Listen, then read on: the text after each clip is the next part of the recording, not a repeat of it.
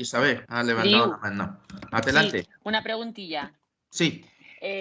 ¿Esto hay que sabérselo de memoria? ¿El qué? El cuadro. A ver, sí. ¿Esto hay que saber de sabérselo memoria? de memoria, ¿no? Pues para eso lo hemos plastificado. Para eso hemos plastificado para que no tengáis que saber de memoria. ¿Conviene saber de memoria? Sí, claro que sí. Pero el hecho de plastificarlo es para que lo tengáis a mano en vuestro escritorio y que cuando tengáis duda, pues lo podéis revisar, ¿vale? Entonces, no hay que saber de memoria, pero justo es lo que estamos dando ahora. Y os aseguro que según vamos ejerciendo la acupuntura, vamos razonando, por ejemplo, cuando tenemos un paciente, un caso clínico y vamos razonando su patología, vais a recurrir a esta tabla y cuando ya hagáis 10 veces, lo sabéis de memoria, fijo. ¿Vale? Pero bueno, por eso lo hemos plastificado. Luego, según avanza el curso, os daremos más plastificados, ¿vale? Todos los plastificados son, consideramos como chuletas, ¿vale? Chuletas útiles, ¿vale? Que además cada tabla es como un resumen muy sintetizado, ¿vale? De mucha teoría. Y entonces esas tablas hay que saber interpretarlas. La que has puesto, que son de los 5 elementos, es la más simple de todos, pero luego aquí hay otra tabla que ya requiere razonamiento y luego hay otra tabla que requiere más razonamiento, ¿no? Entonces, según vamos avanzando, os iremos dando más material, ¿vale? Pero todo lo plastificado es para que os sirva de chuleta. Y os aseguro que esta tabla yo lo tengo en mi escritorio. ¿Vale? No, o sea, no, a veces no, la memoria puede fallar, ¿vale? Pero bueno, tener una chuleta ahí, pues siempre viene bien. ¿Más cosas?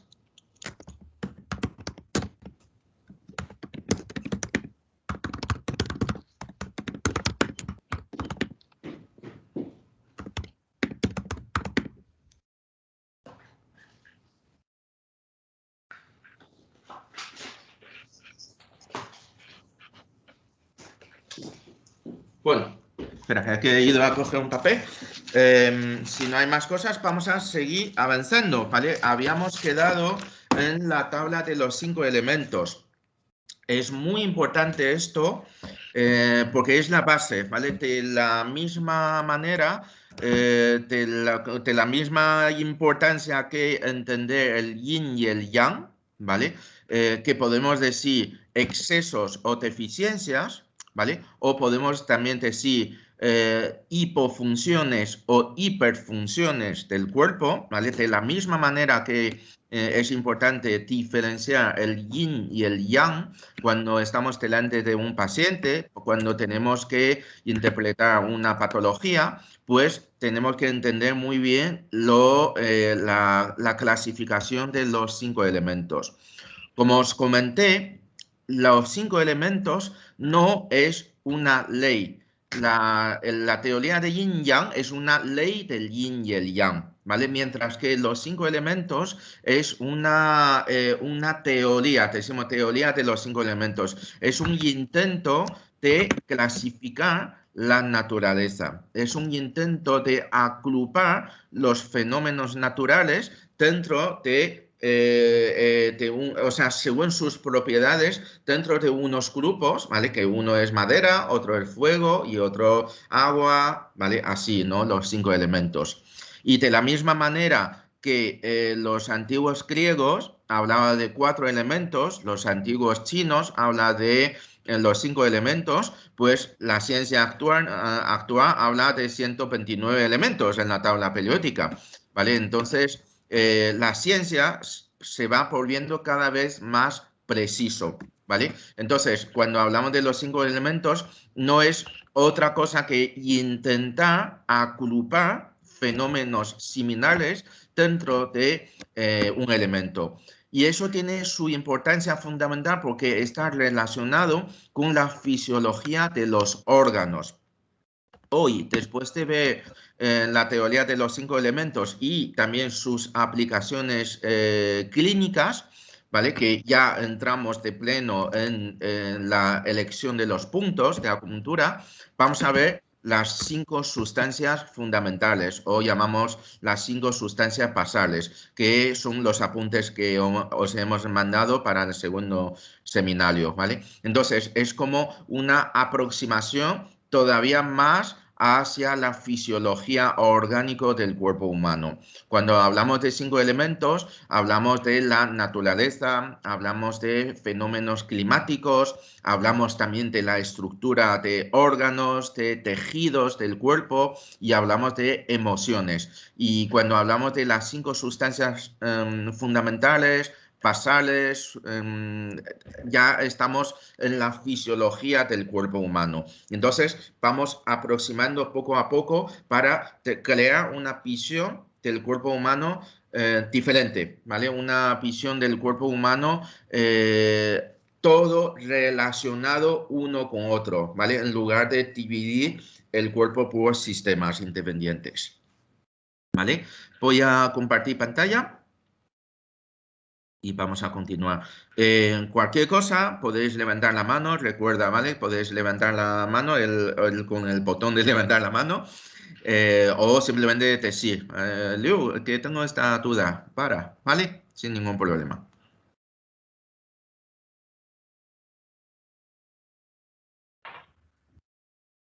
Ok. ¿Estáis viendo todos la pantalla? Sí. Sí. Muy bien. Sí. Pues habíamos quedado hasta el elemento fuego, ¿vale? Habíamos quedado hasta el elemento fuego.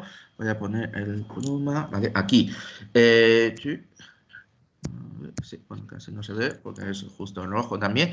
Elemento fuego, y hemos dicho, pues está relacionado a nivel de órganos con el órgano del corazón y intestino grueso, a nivel de estación del año, verano, su fenómeno climático es calor, su órgano sensorial es la lengua, estructuras internas, vasos sanguíneos, ¿vale? Todo esto ya lo hemos visto. Pues ahora vamos a ver la tierra, ¿vale? Vamos a ver la tierra.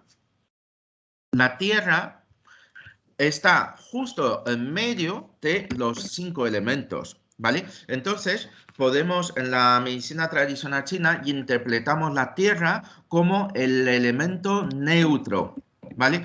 Como el elemento capaz de equilibrar el resto de los elementos, ¿vale? También podemos llamarlo como el elemento centro, ¿vale? La Tierra es el centro. Es neutro.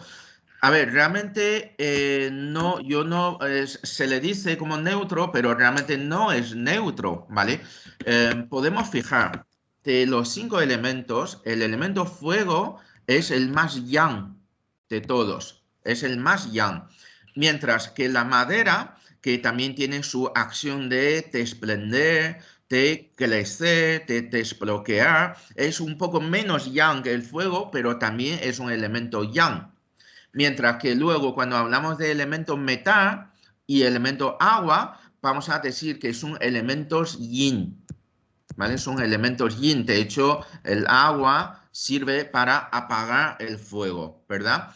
Y el metal es un material, un mineral muy compacto que hay dentro de la tierra, ¿vale? Entonces, metal y agua son elementos yin, madera y fuego son elementos yang. ¿Y la tierra qué es? ¿Es neutro, ni yin ni yang? Pues no, ¿vale? La tierra realmente es un elemento yin, pero es un elemento yin menor, no es tan yin como metal y no tan yin como el agua. Es un yin menor.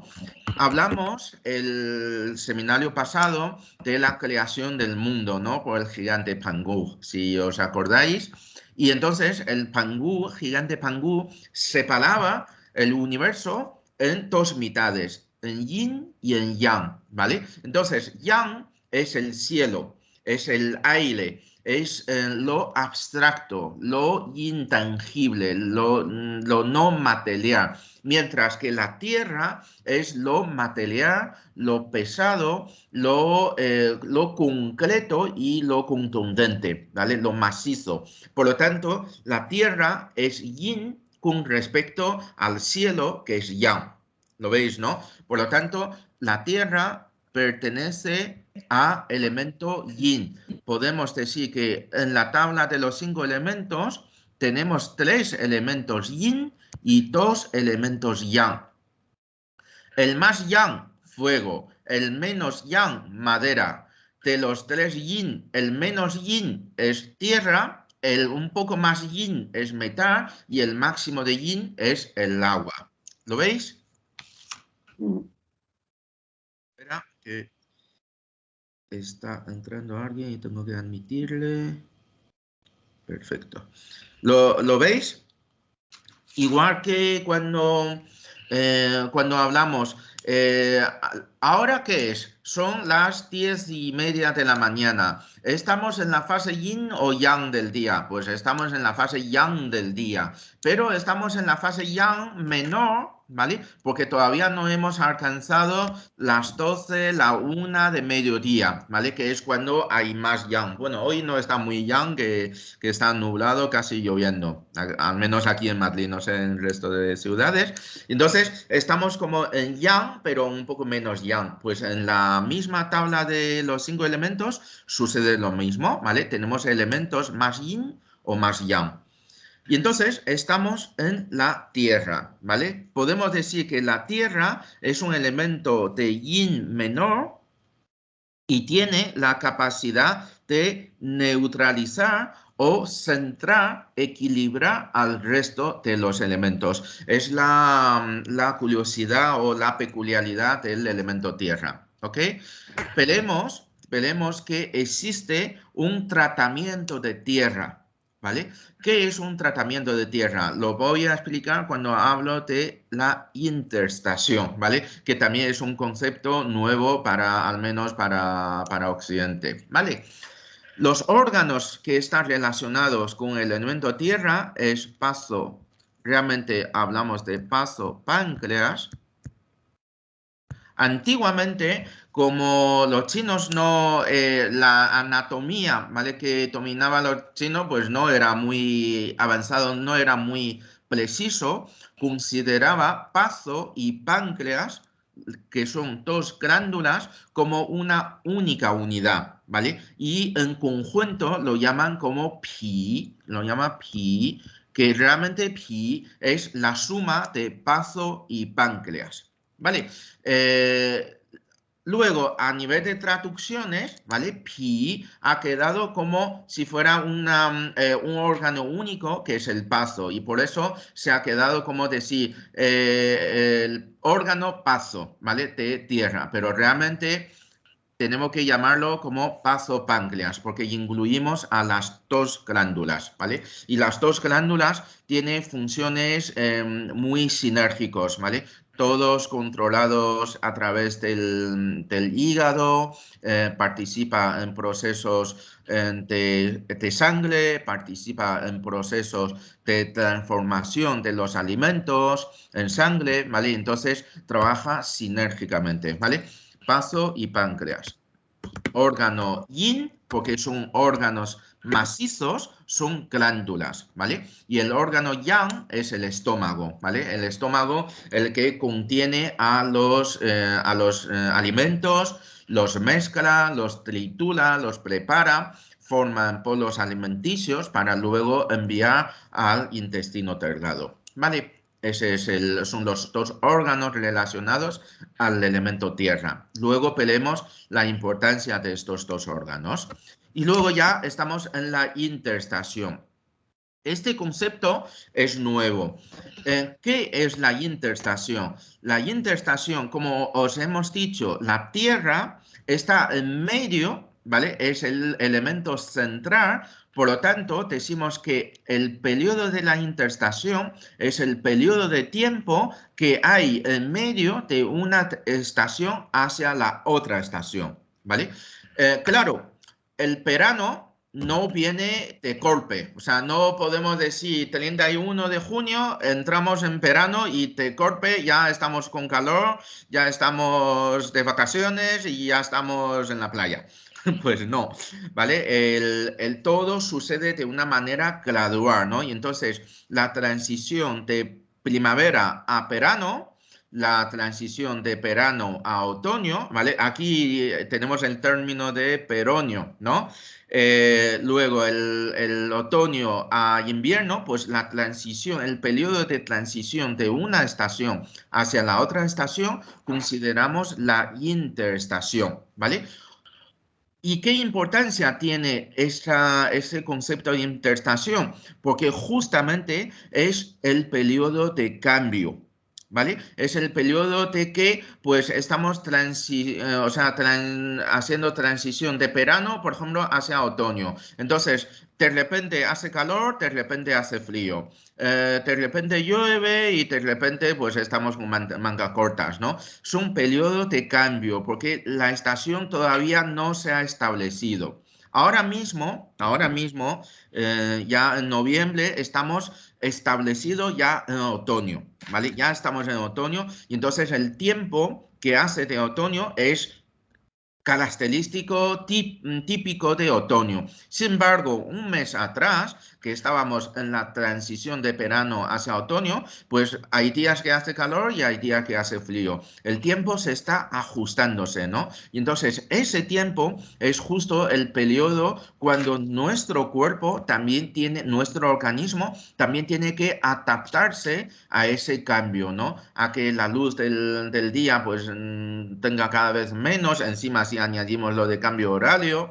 pues hay que adaptarse a cambio de temperatura, a cambio de presión atmosférica, ¿vale? ¿Para qué? Para preparar nuestro sistema inmunológico. También realmente no es solo sistema inmunológico, sino realmente tenemos que hablar del sistema de circadianos, ¿vale? El sistema de reloj biológico del cuerpo. Y con ese reloj biológico, con la hipófisis, coordinamos todos los demás procesos hormonales, inmunológicos, neurológicos. ¿Entendéis? Por eso, este periodo de la interestación es sumamente importante en la medicina china para la prevención de las enfermedades características de cada estación. Por ejemplo, estamos en otoño.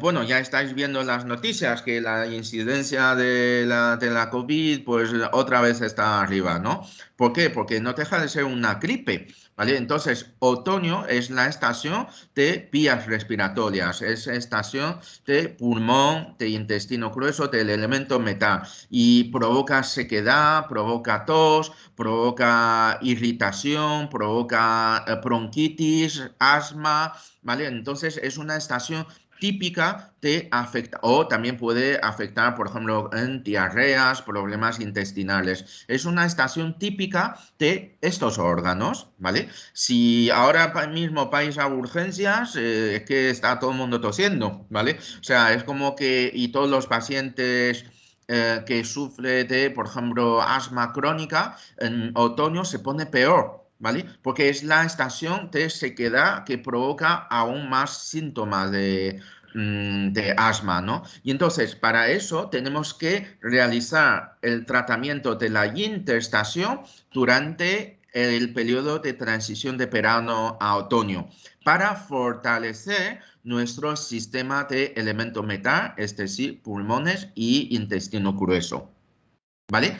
Es como, yo lo digo, como si fuera una vacuna, ¿vale? Cuando realizamos el tratamiento de la interestación o lo llamamos como tratamiento de la tierra, estamos como si hiciéramos una vacuna, pero de nuestro sistema inmunológico innata, no adquirida, ¿vale? Una vacuna es una potenciación del sistema inmunológico adquirida, ¿vale? Nos pone unos virus semi-muertos, bacterias así, para que el cuerpo genere su inmunidad. Sin embargo, cuando realizamos el tratamiento de la interstación o de la tierra, estamos tonificando la inmunidad innata. Estamos haciendo que nuestro cuerpo esté mejor preparado a los cambios que va a llegar.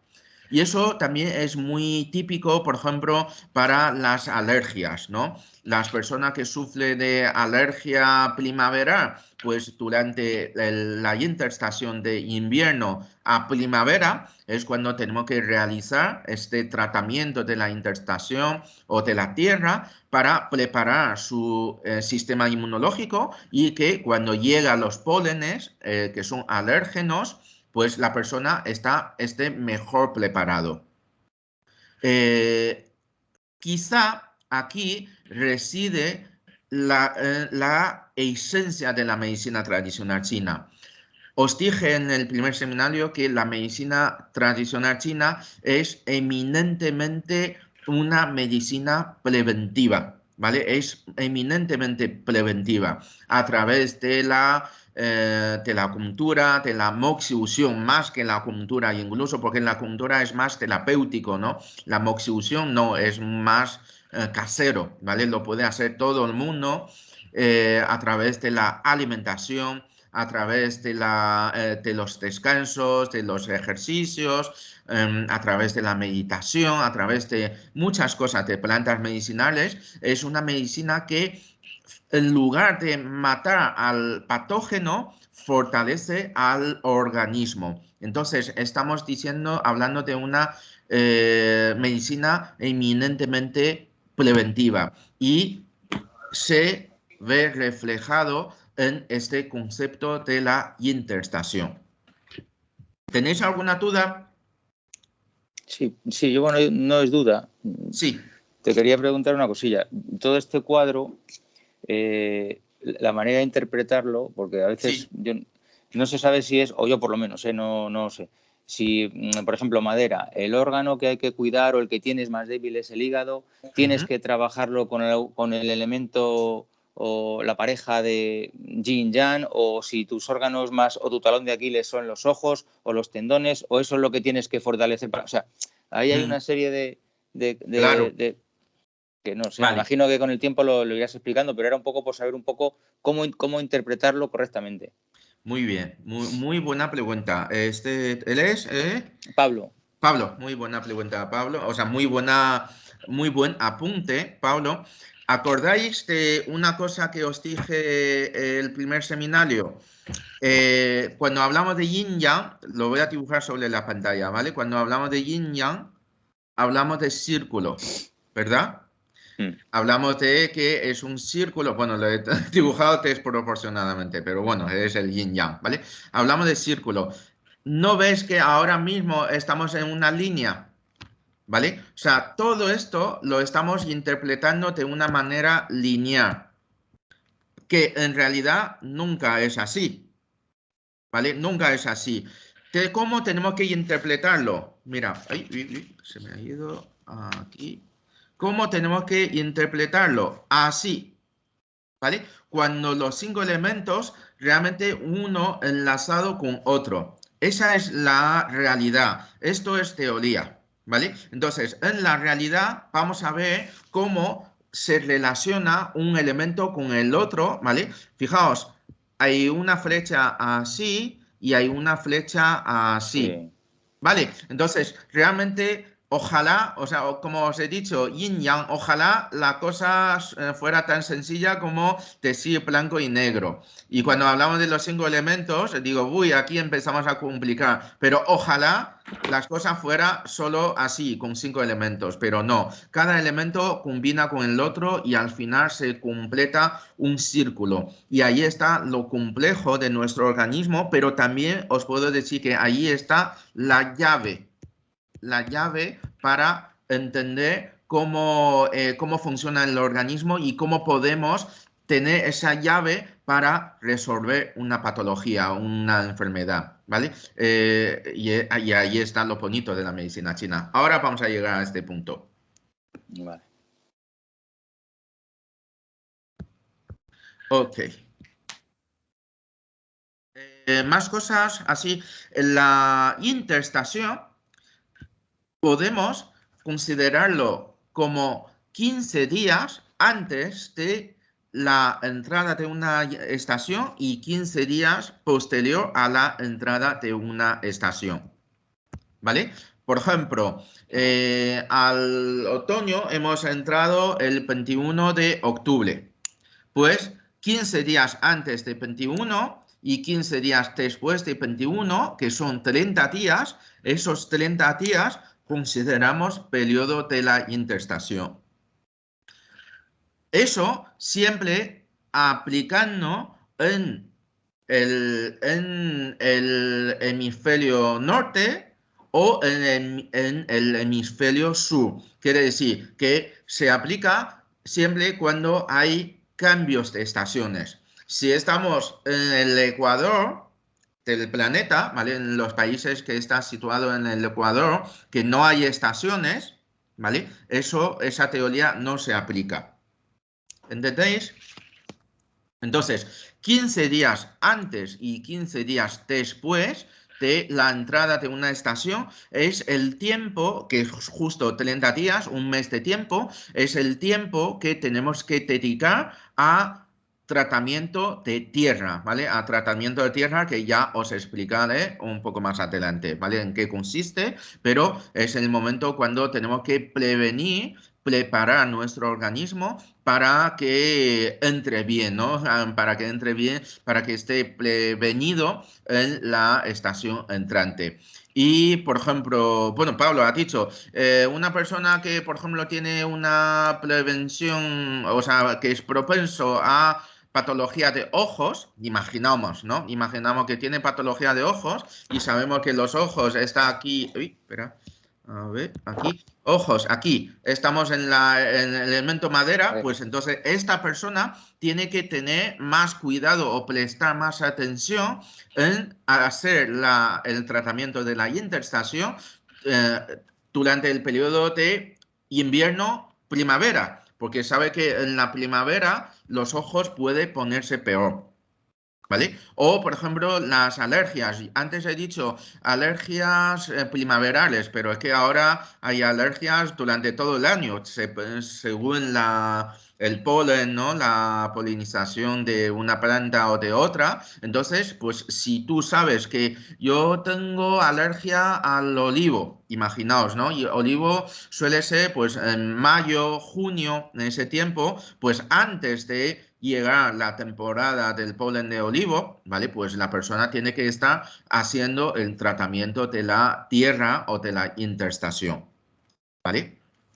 Ayer, bueno, cuando acabáis el curso también os invitaremos, tenemos un grupo creado para analizar casos clínicos, ¿no? Y entonces ayer justo tuvimos sesiones clínicas de acupuntura, ¿vale? Con todos los antiguos alumnos y se presentó un caso de alergia al cato. ¿Vale? Alergia al pelo de cato. Y entonces, ¿eso cómo se trata? No es ni una estación ni otra.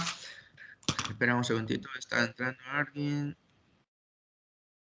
No es ni una estación ni otra, pues cómo se trata el alérgeno. El alérgeno es el cato que convives, ¿no?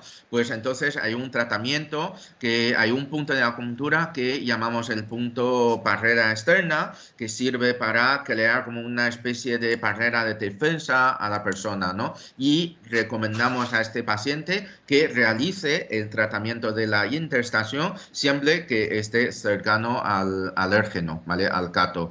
Y esta paciente, por ejemplo, cuando se va de viaje, cuando vive en otro lugar, ¿vale? Duerme en otro sitio, pues no le da alergia porque no está el cato al lado. Pues cuando está con el cato, tiene que realizar ese tratamiento de la interestación para que su cuerpo reconozca esa proteína, ¿vale? Que es el pelo de cato, esa proteína, y de alguna manera no cree rechazo, no cree hipersensibilidad, ¿vale? Y todo eso se hace a través del tratamiento de la interstación.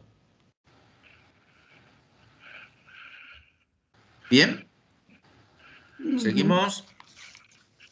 Es un concepto muy peculiar, pero a la vez muy importante. Lo veremos luego en una siguiente tabla. Vamos a ver vamos a hacer como una especie de ejercicio, ¿vale? Para ver cómo podemos realizar el tratamiento de la interstación según el tiempo, la época del año en la que nos encontramos. Luego, vamos a continuar.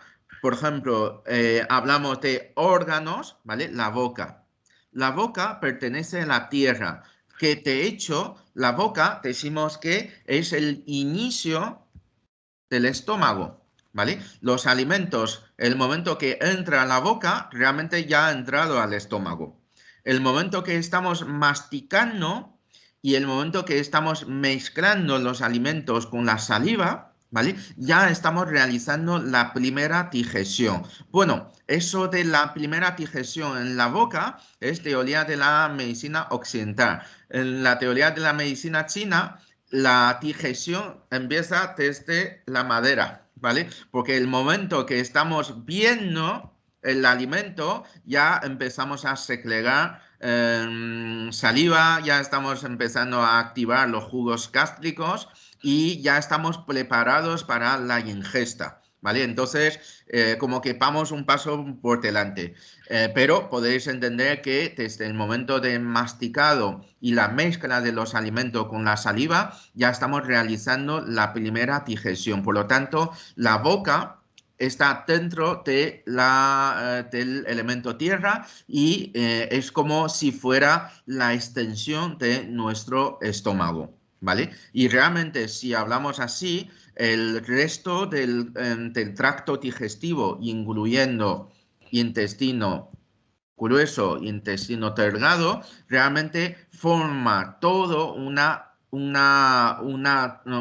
trayectoria, un tracto digestivo completo, ¿vale? O sea, podemos decir que todo esto, ¿vale? Todo esto es el tracto digestivo de la persona y el más importante está en el estómago, ¿vale? La boca es la que recibe los alimentos. Vais a ver cómo hay un punto de acupuntura justo a los lados de la comisura de los labios y son dos puntos de acupuntura de meridiano de estómago, ¿vale? Y también podemos observar, ¿vale? Os voy a enseñar cómo observar una persona, ¿no? Si vemos una persona, voy a sacar la tabla y para que me veáis a mí. Si veis una persona con comisura de los labios levantados, ¿vale? Como una sonrisa, quiere decir que esta persona tiene buena capacidad digestiva.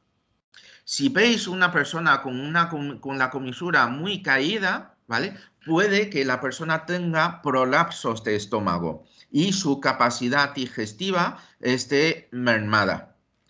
Y si la persona tiene la comisura de los labios muy caídos y encima se forma un pliegue con el moflete, ¿vale? Entonces, probablemente la persona esté en una situación de diabetes o prediabetes. De esta manera, quiero que veáis cómo los órganos internos se ven reflejados desde la superficie. Y muchas veces cuando vemos a una persona, ¿vale? Cuando recibimos un paciente, el momento de estrecharle la mano, bueno, ahora es el codo o nada, o el saludo chino,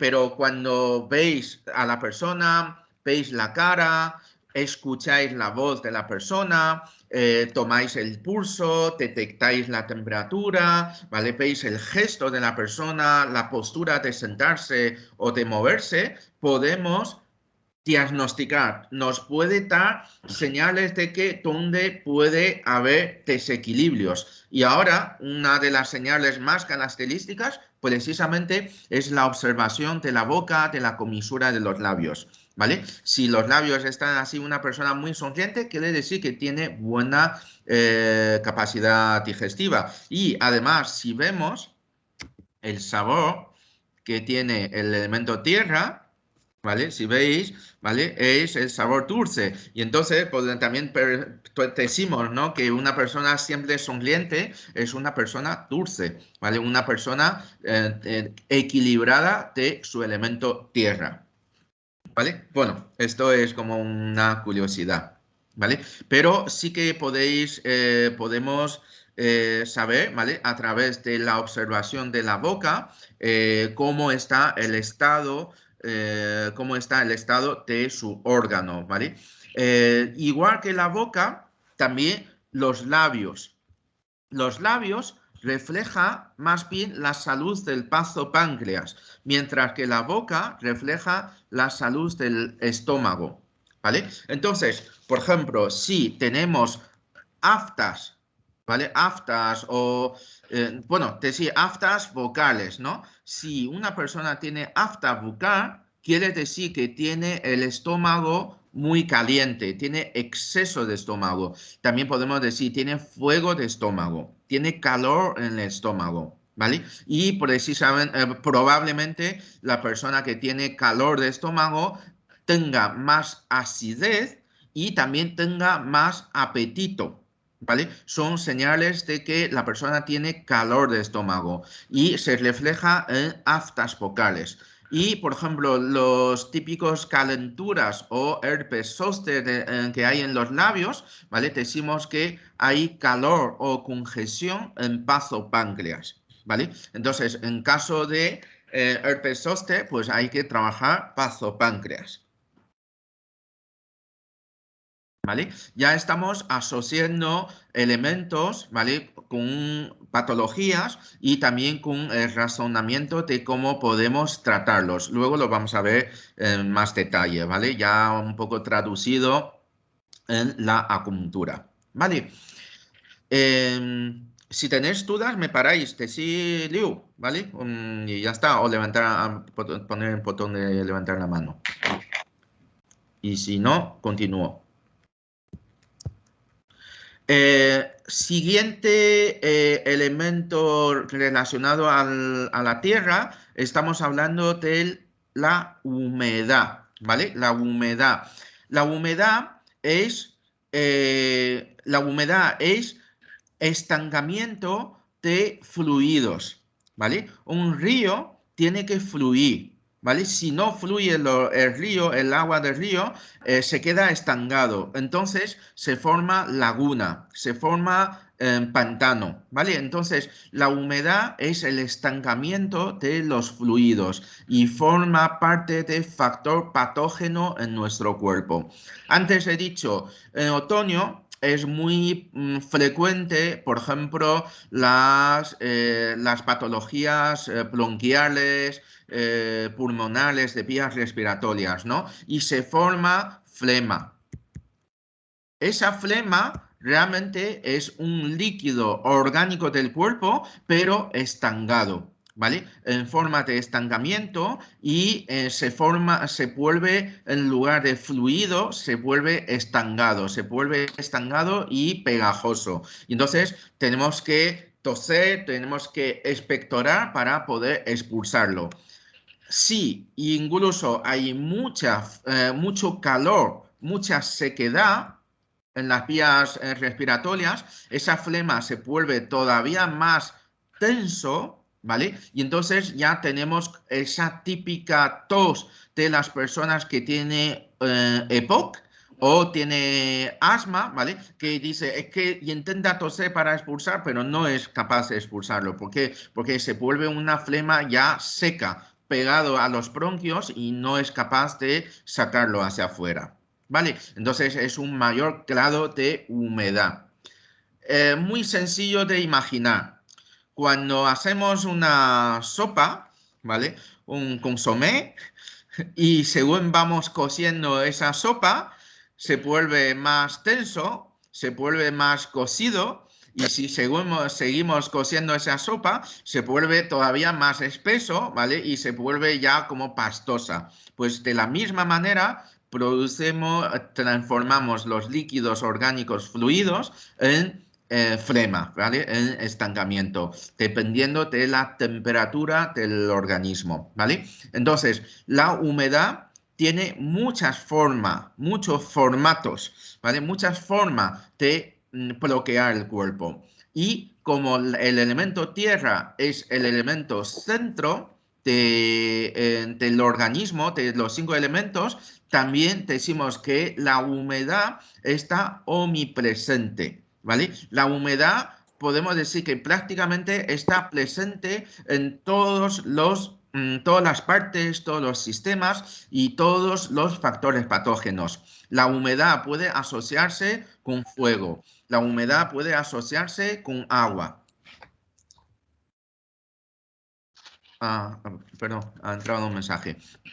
Y esa humedad, si no la conseguimos eliminar, ¿vale? Es muy difícil de trabajar el factor patógeno propiamente dicha, ¿vale? La humedad puede estar presente en tejidos musculares y si está presente en tejidos musculares tenemos la miastenia o la fibromialgia, ¿vale? Por ejemplo, la fibromialgia decimos que es humedad de los músculos, ¿vale? De los músculos. Entonces, ¿qué es lo que siente la persona? Mucha pesadez, ¿vale? Mucha pesadez, mucha rigidez de movimiento, frío en el cuerpo, ¿vale? Y sin energía, ¿no? Eso son síntomas típicos de una persona con fibromialgia. ¿Cómo podemos imaginar esa flema? Imaginaos un abrigo de ahora de invierno mojado, ¿vale? Mojado, recién lavado, sacado de la lavadora sin secar y lo ponemos en el cuerpo, ¿vale? Esa es la humedad, ¿vale? Como podemos sentirlo, que es algo que está frío, algo que pesa y algo que crea rigidez y te quita energía. Te quita energía, te quita el calor de tu cuerpo. Cuando hay humedad, te quita el calor de tu cuerpo, ¿no? Entonces, esa es la sensación de una persona que sufre de, por ejemplo, de fibromialgia, ¿vale? Y esa humedad puede estar presente también en una articulación y hace que la persona tenga reuma, artrosis, rigidez de las articulaciones, hinchazón en las articulaciones, ¿vale? Todo eso es el factor patógeno de humedad.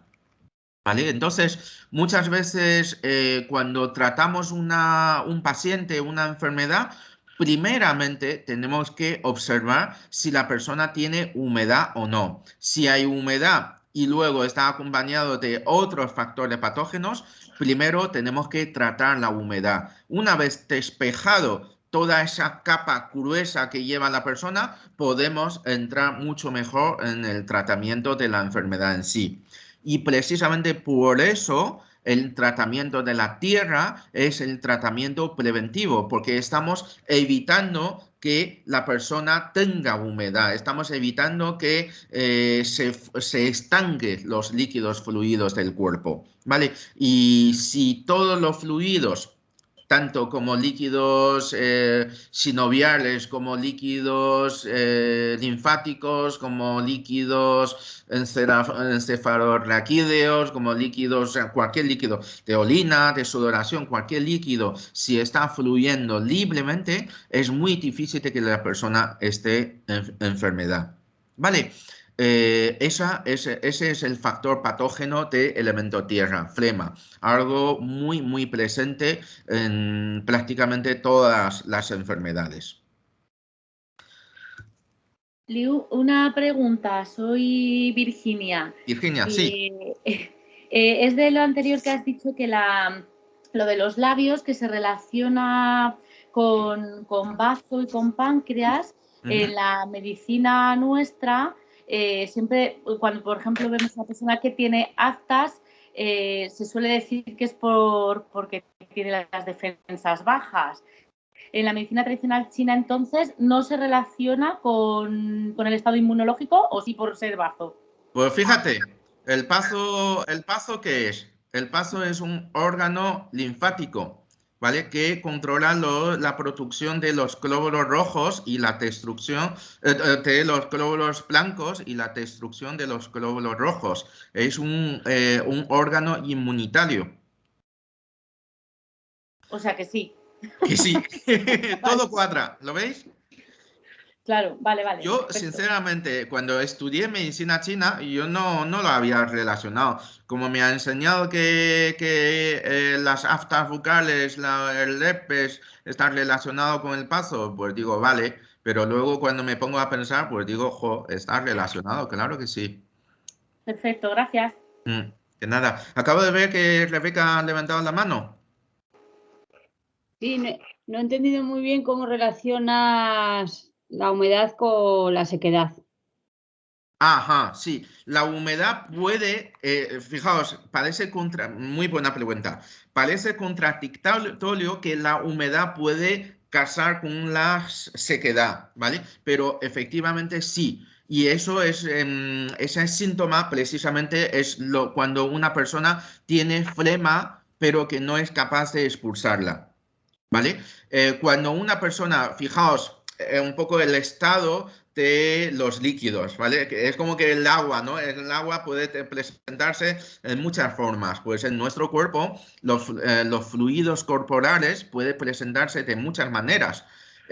Imaginamos los mocos, ¿vale? Cuando cogemos un resfriado, tenemos mucosidad acuosa, ¿vale? Lo que decimos agüita, ¿vale? Es una mucosidad como si fuera gota de agua, transparente y muy líquida, ¿vale? Claro, si la persona no, por ejemplo, si coges un resfriado y no te guardas reposo, en la medicina china pues hay que tomar infusión de jengibre para expulsar el factor patógeno frío, pero si no te cuidas, si no te descansas suficientemente, entonces ese factor patógeno progresa y entonces el cuerpo responde elevando la temperatura. Entonces ya tenemos febrículas o fiebre, ¿vale? Según sube la temperatura, es como la sopa de sopa a cocido.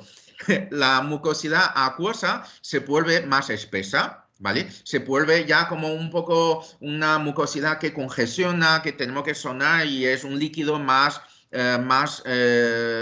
espeso, más pegajoso, ¿verdad?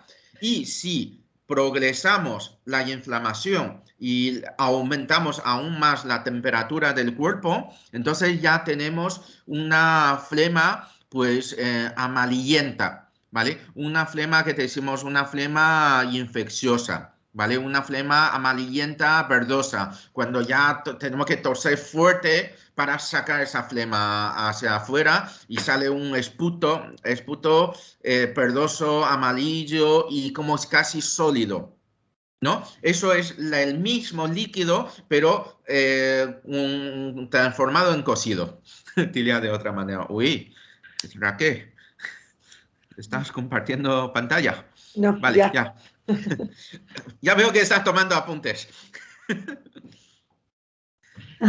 Sí. Vale, hasta allí estamos hablando de flema-calor, ¿vale? Cuando una persona saca el esputo de manera como un poco sólida, verdoso, amarillento, ¿vale? Estamos hablando de humedad-calor. Pero si la persona no es ni siquiera capaz de sacar esa flema, ¿vale? Que se queda totalmente adherido en los bronquios, en las vías respiratorias, entonces hablamos de una flema sequedad, una humedad sequedad, ¿vale? Entonces en las vías respiratorias podemos decir que es el máximo de flema, ¿vale? Flema sequedad. Y entonces a esta persona, pues lo básico hay que tratarse muy bien para que esa flema se vuelva más fluido. Y fijaos, y tratarse muy bien para eliminar esa sequedad que tiene, ¿vale? Y una buena hidratación también hará que rebaje ese fuego que tiene la persona, ¿vale? Ese fuego que se presenta en forma de fiebre, ¿vale? En fiebre o inflamación.